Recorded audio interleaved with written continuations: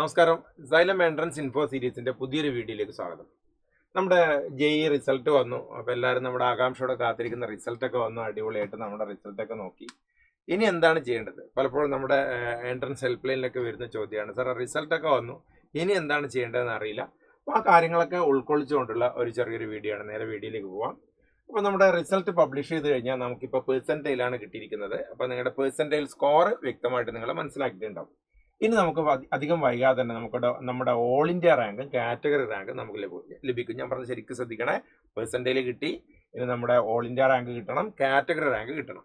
ഈ കാര്യങ്ങൾ കിട്ടിക്കഴിഞ്ഞാൽ നമുക്ക് അടുത്ത സ്റ്റെപ്പിലേക്ക് പോവാം. അതിന് മുമ്പായിട്ട് തന്നെ നമുക്ക് ഈ ഒരു പെർസെൻറ്റേജ് സ്കോർ വെച്ചിട്ട് തന്നെ നിങ്ങൾക്ക് ജെഇ അഡ്വാൻസ്ഡിന് എലിജിബിലിറ്റി ഉണ്ടോ എന്ന് മനസ്സിലാക്കാൻ സാധിക്കും. അതെങ്ങനെയാണ്? നമുക്കറിയാം, ഏകദേശം 15 ലക്ഷത്തോളം ആൾക്കാരാണ് ജെഇ മെയിൻ എഴുതുന്നത്. അതിൽ ഒരു നിശ്ചിത എണ്ണം എന്ന് വെച്ചാൽ കൃത്യമായിട്ട് 2.5 ലക്ഷത്തോളം ആൾക്കാർക്ക് നമുക്ക് എന്തിന് എലിജിബിലിറ്റി ഉണ്ട്? അഡ്വാൻസ്ഡിന് എലിജിബിലിറ്റി ഉണ്ട്. അതിനാണ് നമ്മൾ കട്ട് ഓഫ് എന്ന് പറയുന്നത്. അതായത് ഈ 15 ലക്ഷത്തോളം ആൾക്കാരിന്ന് 2.5 ലക്ഷം ആൾക്കാരെ സെലക്ട് ചെയ്തിട്ട് നിങ്ങളിവിടെ കണ്ടിട്ടുണ്ടാവും അൺറിസർവ്ഡ് ആയിട്ട് എഴുതുന്ന 96,000. അൺറിസർവ്ഡ് എന്ന് പറഞ്ഞാൽ എന്താ? ജനറൽ വിഭാഗത്തിൽപ്പെട്ട 96,873 ആൾക്കാർ, EWS വിഭാഗത്തിൽപ്പെട്ട 25,000, OBC NCയിൽ 67,000, SC ST അങ്ങനെയൊക്കെ എല്ലാ വിഭാഗത്തിലും പെട്ട ഏകദേശം 2.5 ലക്ഷത്തോളം ആൾക്കാരെ സെലക്ട് ചെയ്തിട്ടുണ്ട്. എന്തിനാണ്? മെയ് 17-ാം തീയതി നടക്കുന്ന ജെഇ അഡ്വാൻസ്ഡ് പരീക്ഷ എഴുതാൻ അതിന്റെ ആപ്ലിക്കേഷൻ കൊടുക്കേണ്ട ഡേറ്റ് കൂടെ ആരംഭിച്ചിട്ടുണ്ട് എന്ന കാര്യം നിങ്ങൾ അറിഞ്ഞിട്ടുണ്ടാവും. അറിയാത്തവർ മനസ്സിലായിക്കോ. ജെഇ അഡ്വാൻസ്ഡിന്റെ ആപ്ലിക്കേഷൻ പ്രോസസ്സ് ഓൺലൈനായിട്ട് സ്റ്റാർട്ട് ചെയ്തിട്ടുണ്ട്. ഇനി നിങ്ങൾ ഈ ഒരു പെർസെൻറ്റേജ് നോക്കി, അൺറിസർവ്ഡ് ജനറൽ വിഭാഗത്തിൽ ഒരു കുട്ടിക്ക് കട്ട് ഓഫ് വരുന്നത് 93.41 അപ്പം നിങ്ങളുടെ മാർക്ക് പെർസെൻറ്റേജ് നോക്കിക്കഴിഞ്ഞാൽ നിങ്ങൾക്ക് ഇനി എലിജിബിലിറ്റി ഉണ്ടെന്ന് മനസ്സിലാവും. EWS വിഭാഗമാണെങ്കിൽ 82.41% കുട്ടികൾക്ക് അഡ്വാൻസ്ഡ് എഴുതാം. OBC NCയിലാണെങ്കിൽ അത് 80.92 SC വിഭാഗത്തിന് 63.91, ST വിഭാഗത്തിന് 52.01. അപ്പോൾ ഇതാണ് ആദ്യത്തെ ഒരു കാര്യം. അതായത് നിങ്ങൾക്ക് എന്താ ജെഇ അഡ്വാൻസ്ഡ് എലിജിബിലിറ്റി ഉണ്ടോ എന്ന് ചെക്ക് ചെയ്യുക. മനസ്സിലായോ? സമാധാനത്തിൽ കേൾക്കുക. കുറെ കോംപ്ലിക്കേറ്റഡ് പ്രോസസ്സാണ് നീറ്റിന്റെ അലോട്ട്മെന്റിനേക്കാളും ജെഇ എന്ന് പറയുന്നത്. അപ്പോൾ നിങ്ങൾ വളരെ ശ്രദ്ധിക്കണം. ജെഇ അഡ്വാൻസ്ഡ് എലിജിബിലിറ്റി ഉള്ള കാര്യം മനസ്സിലാക്കുക. അതിനൊരു തീരുമാനമായല്ലോ. ഇപ്പോൾ ചിലപ്പോൾ എലിജിബിലിറ്റി ഉണ്ടാവും, ചിലപ്പോൾ ഉണ്ടാവില്ല. അതിൽ എസ് ഓർ നോ നിങ്ങളുടെ കയ്യിൽ കിട്ടിക്കഴിഞ്ഞാൽ നമുക്ക് അടുത്ത കാര്യങ്ങളിലേക്ക് പോവാം. അടുത്ത കാര്യങ്ങൾ എന്ന് പറയുമ്പോൾ നമ്മുടെ IIT-കളിലേക്കാണ് ജെഇ അഡ്വാൻസ്ഡ് വഴി പ്രവേശനം കിട്ടും. നിങ്ങൾക്ക് എല്ലാവർക്കും അറിയാം. അതിന് നമ്മുടെ അഡ്വാൻസ്ഡ് പരീക്ഷ കഴിയണം. ഈ കിട്ടിയിരിക്കുന്ന ജെഇ മെയിൻ സ്കോർ വെച്ചുകൊണ്ട് നിങ്ങൾക്ക് NIT-കൾ, IIT-കൾ, പലപ്പോഴും NIT-കൾ മാത്രമാണ് നമ്മുടെ മനസ്സിലേക്ക് വരിക. NIT-കൾ മാത്രമല്ല, Indian institute of information technology, അതായത് ചുരുക്കപ്പേരിൽ IIIT എന്നറിയപ്പെടുന്ന ക്യാമ്പസുകളുണ്ട്. പിന്നെ ഗവൺമെന്റ് ഫണ്ടഡ് ടെക്നിക്കൽ ഇൻസ്റ്റിറ്റ്യൂട്ട്, ഇതാണ് GFTI. മെസ്രിയിലൊക്കെ ഉണ്ട് GFTI, അടിപൊളി ഇൻസ്റ്റിറ്റ്യൂട്ടുകളാണ്. അപ്പോൾ ഇത്തരത്തിലുള്ള ആൾക്കാരിൽ, ഇത്തരത്തിലുള്ള ക്യാമ്പസുകളിലേക്ക് ഡയറക്റ്റ് ആയിട്ട്, ഇതില്ലാതെ തന്നെ ഡയറക്റ്റ് ആയിട്ട് നമുക്ക് ജി മെയിൻ സ്കോർ വഴി പ്രവേശനം കിട്ടും.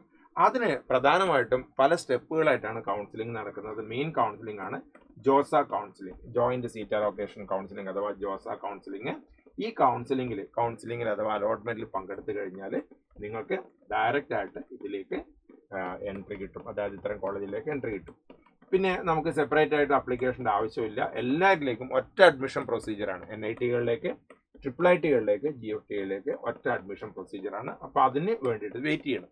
അതിൻ്റെ ഡേറ്റും കാര്യങ്ങളൊക്കെ വൈകാതെ ഡിക്ലെയർ ചെയ്യും. അതിനു വേണ്ടി വെയിറ്റ് ചെയ്യും. അപ്പോൾ മനസ്സിലായല്ലോ, ജെഇ അഡ്വാൻസ്ഡ് യോഗ്യത ഇല്ലാത്ത ആൾക്കാർക്ക് പിന്നെയുള്ള സാധ്യത എന്ന് പറയുന്നത് ജോസ കൗൺസിലിംഗ്, അതായത് ജോസ അലോട്ട്മെന്റ് വഴി NIT, IIIT, GFTകളിലേക്ക് പ്രവേശനം നേടുക. ഓക്കെ.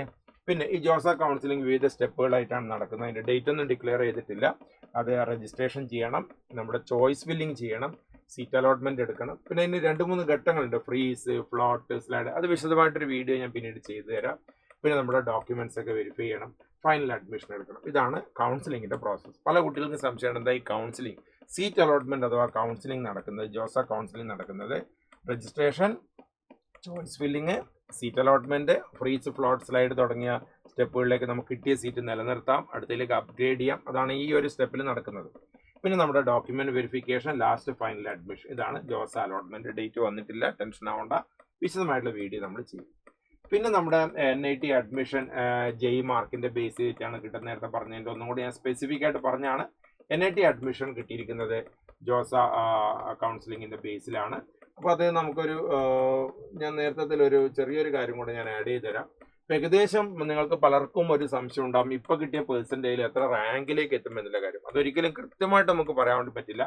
എൻ്റെ ഒരു പ്രഡിക്ഷനാണ്. ഞാൻ കുറച്ച് ഡാറ്റയൊക്കെ അനലൈസ് ചെയ്തിട്ടൊരു പ്രഡിക്ഷൻ നടത്തിയാണ്. അതായത് ഇപ്പോഴും നിങ്ങൾക്ക് കിട്ടിയ പെർസെൻറ്റേജ് സ്കോർ വെച്ചിട്ട് എത്ര റാങ്കിലേക്ക് എത്തുന്നുള്ള കാര്യം കൂടെ ജസ്റ്റ് ഒരു ഐഡിയ ഞാൻ തരാം. അതായത് 99.9% എബവ് ആണെങ്കിൽ 1 to 50 ഇവിടെ കാണാം. പിന്നെ വായിക്കുന്നതിൽ അർത്ഥമില്ല. ഇതൊന്നും നോക്കിക്കഴിഞ്ഞാൽ ഇതിൻ്റെ ഒരു സ്ക്രീൻഷോട്ട് നിങ്ങളുടെ അടുത്ത് 100% ഇതിനെ ബിലീവ് ചെയ്യില്ലേ. ഇതൊരു പ്രഡിക്ഷനാണ്. പ്രഡിക്ഷൻ്റെ മലയാള വേർഡ് നിങ്ങൾക്കറിയില്ല, പ്രവചനം എന്നാണ് അല്ലേ. അപ്പോൾ നമുക്ക് കൃത്യമായിട്ട് ഇത്ര കിട്ടുന്ന ഒരിക്കലും പറയാൻ പറ്റില്ല. ചെറിയ വേരിയേഷൻസ് ഉണ്ടാവും. നിങ്ങളുടെ ഒരു സമാധാനത്തിന് വേണ്ടിയിട്ട് അധികം വൈകാതെ നിങ്ങൾക്ക് കിട്ടും, നിങ്ങളുടെ ഓൾ ഇന്ത്യ റാങ്കും കാര്യങ്ങളൊക്കെ കിട്ടും. എന്നാൽ ഏകദേശം എത്ര വരും എന്നുള്ളൊരു ഐഡിയ ഒരു സ്ലൈഡിൽ നിന്ന് കിട്ടും. നോക്കുക, 98 കിട്ടിയാൽ എത്രയാണ്, 97 കിട്ടിയാൽ എത്രയാണ്, 90ക്ക് എത്രയാണ്, 80ക്ക് എത്രയാണെന്നൊക്കെ ഏകദേശം നിങ്ങളുടെ റാങ്കിനെ കുറച്ചൊരു ഐഡിയ കിട്ടാൻ വേണ്ടിയിട്ട് ഈ ഒരു സ്ലൈഡ് സഹായിക്കും. അതും കൂടെ ഒന്ന് ജസ്റ്റ് നോക്കാം. ഓക്കെ, ശരി. ഇനി തിരിച്ചു വരാം. അപ്പോൾ നമ്മുടെ നേരത്തെ പറഞ്ഞിരിക്കുന്ന NIT-കളിലേക്ക് പിന്നെ അതിൻ്റെ കൂടെ നമുക്ക് മറ്റു ചില കാര്യം കൂടെ പാരലായിട്ട് ശ്രദ്ധിക്കണം. അത് പ്രധാനമായിട്ട് നമ്മുടെ കീമിൻ്റെ കൗൺസിലിംഗ് ആണ്. കീം പരീക്ഷ കഴിഞ്ഞ ഉടനെ അതിൻ്റെ റിസൾട്ട് വന്നു കഴിഞ്ഞാൽ കീമിൻ്റെ കൗൺസിലിംഗിലും കൂടെ പങ്കെടുക്കുക. കാരണം നമുക്ക് ഏതാണ് കിട്ടുന്നതെന്ന് അറിയില്ലല്ലോ. അപ്പോൾ നമ്മൾ NIT-കളിലേക്ക് നോക്കണം. അതേസമയത്ത് തന്നെ കീം വഴി നല്ല കോളേജുകളുണ്ടല്ലോ. College of engineering Trivandrum, TKM Kollam, RIT Kottayam തുടങ്ങി ഒരുപാട് കോളേജുകൾ, നല്ല കോളേജ് കേരളത്തിൽ തന്നെ ഉണ്ട്. അപ്പോൾ അതിലേക്കുള്ള അലോട്ട്മെൻറ്റ്. പിന്നെ മറ്റേ ഡീംഡ് യൂണിവേഴ്സിറ്റി പ്രൈവറ്റ്, അതായത് BITSAT, VIT, SRM, JEE ഒക്കെ പരീക്ഷ എഴുതിയ കുട്ടികൾ അതിൻ്റെ അലോട്ട്മെൻറ്റ് വേണ്ടി വെയിറ്റ് ചെയ്യുക. മറ്റുള്ള ഏതെങ്കിലും സ്റ്റേറ്റിൽ നിങ്ങൾക്ക് എലിജിബിലിറ്റി ഉണ്ടെങ്കിൽ അവിടുത്തെ കർണാടകയിലോ തമിഴ്നാട് എലിജിബിലിറ്റി ഉണ്ട്, അതിൻ്റെ കൗൺസിലിങ്ങിന് വെയിറ്റ് ചെയ്യുക. ഇനി നിങ്ങൾ വേറെ ഏതെങ്കിലും പ്രൈവറ്റ് യൂണിവേഴ്സിറ്റിയിലേക്ക് പോകുന്നത് അതിന് വേണ്ടി വെയിറ്റ് ചെയ്യുക. അപ്പോൾ എല്ലാ ഓപ്ഷൻസും ഓപ്പൺ ആക്കി വെക്കുക. ഒറ്റൊരു സോഴ്സിന്, JEE മെയിൻ എന്നുള്ള ഒറ്റ സോഴ്സിനെ ഡിപ്പെൻഡ് ചെയ്ത് നിൽക്കരുത് എന്നാണ് ഒരു കരിയർ കൗൺസിലർ എന്നുള്ളതല്ലേ എൻ്റെ ഒരാഗ്രഹം. അതായത് നിങ്ങളുടെ എല്ലാവരും ഡിഫറൻ്റ് ആയിട്ടുള്ള അലോട്ട്മെൻറ്റിൽ പങ്കെടുക്കുക. ഏതാ കിട്ടുന്ന നമുക്ക് അറിയില്ല എന്നൊരു ഫിക്സഡ് ആയിട്ട് പറയാൻ വേണ്ടി പറ്റില്ല. പിന്നെ ഒരുപാട് ഡോക്യുമെന്റ്സ് ഒക്കെ നിങ്ങളുടെ കയ്യിൽ കരുതി വെക്കണം. മെയിനായിട്ട് നിങ്ങളുടെ JEE സ്കോർ കാർഡ്, 10ാം ക്ലാസ്സിൻ്റെ mark sheet, 12ാം class 12th mark sheet, നിങ്ങളുടെ കാറ്റഗറി OBC NCL പോലുള്ള കാറ്റഗറി സർട്ടിഫിക്കറ്റ്, നിങ്ങളുടെ ID proof, passport size photo, ഇതൊക്കെയാണ് പ്രധാനമായിട്ട് ആവശ്യമായിട്ടുള്ള ഡോക്യുമെന്റ്സ്. അതൊക്കെ നമുക്ക് വിശദമായിട്ട് പിന്നീട് പറഞ്ഞുതരാം. പിന്നെ നമുക്ക് കുറച്ച് മിസ്റ്റേക്സ് ഉണ്ട്. അതെനിക്ക് തോന്നുന്നത് അത് സെപ്പറേറ്റ് ആയിട്ട് വീഡിയോ ചെയ്യാം. നമ്മൾ ഈ പല മിസ്റ്റേക്കുകൾ ഈ അലോട്ട്മെന്റ് കൊടുക്കുന്ന സമയത്ത് റോങ് ചോയ്സ് കൊടുക്കുക, ഡെഡ് ലൈൻസ് മിസ് ചെയ്യാം, എല്ലാ റൗണ്ട് അറ്റൻഡ് ചെയ്യാതിരിക്കുക, ചോയ്സ് ലോക്ക് ചെയ്യാതിരിക്കുക, ഇങ്ങനെയൊക്കെ കാരണം കൊണ്ട് വലിയൊരു ശതമാനം കുട്ടികൾ അലോട്ട്മെന്റ് പ്രോസസ്സിന് പുറത്താവുന്നുണ്ട്. അത് ഒഴിവാക്കാൻ എന്തൊക്കെ ചെയ്യുന്നത് പിന്നീട് ഒരു വീഡിയോയിൽ ഞാൻ പറഞ്ഞുതരാം. പിന്നെ നിങ്ങളുടെ ഭാഗത്ത് നിന്ന് തന്നെ ഒരു റിസർച്ച് നടത്തുക. അതായത് ഏതെങ്കിലും രീതിയിൽ നിങ്ങൾക്ക് ബുദ്ധിമുട്ടുകൾ ഉണ്ടെങ്കിൽ, നിങ്ങൾക്കൊരു കൺഫ്യൂഷൻസ് ഉണ്ട് നിങ്ങളുടെ ഭാഗത്ത്, ഇപ്പോൾ ChatGPT ഒക്കെ Gemini ഒക്കെ ഉള്ളതുകൊണ്ട് ധാരാളമായിട്ട് ഡാറ്റ നിങ്ങൾക്ക് അവൈലബിൾ ആണ്. ഒരു റിസർച്ച് നടത്തിയിട്ട് ഒരു ഐഡിയ ഉണ്ടാക്കുക. അപ്പോൾ വളരെ ചുരുക്കി പറഞ്ഞാൽ ഇപ്പോൾ വന്നിരിക്കുന്ന JEE സ്കോറിന് ശേഷം ഓൾ ഇന്ത്യ റാങ്കിന് വേണ്ടി വെയിറ്റ് ചെയ്യുക. അത് നിങ്ങൾക്ക് ഇപ്പോഴുള്ള സ്കോർ പ്രകാരം നിങ്ങൾക്ക് അഡ്വാൻസിന് ക്വാളിഫൈഡ് ആണോ നോക്കുക, അഡ്വാൻസിന് അപ്ലൈ ചെയ്യുക. പിന്നെ JEE സ്കോറിൽ അത്യാവശ്യം നല്ല സ്കോർ കിട്ടിയിട്ടുണ്ട്, പക്ഷെ അഡ്വാൻസിലൊന്നും എഴുതാൻ പറ്റുന്നില്ല.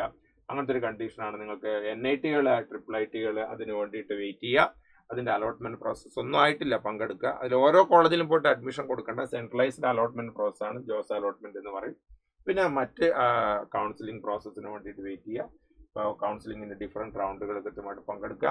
ഈ കാര്യങ്ങളാണ് ഇപ്പോഴും ചെയ്യേണ്ടത്. ഇതിൻ്റെ പുതിയ വീഡിയോസായിട്ട് നമ്മൾ അപ്ഡേറ്റുകളായിട്ട് എൻട്രൻസ് ഇൻഫോ സീരീസ് എന്നുള്ള പേരിൽ പുതിയൊരു വീഡിയോ സീരീസ് തുടങ്ങിയിട്ടുണ്ട്. എല്ലാ വീഡിയോസും കൃത്യമായിട്ട് കാണാം. എന്തെങ്കിലും ഡൗട്ട്സ് ഉണ്ടോ കമൻറ്റ് ബോക്സിലേക്ക് വരിക. ബാക്കി നമുക്ക് അവിടെ സെറ്റാക്കാം.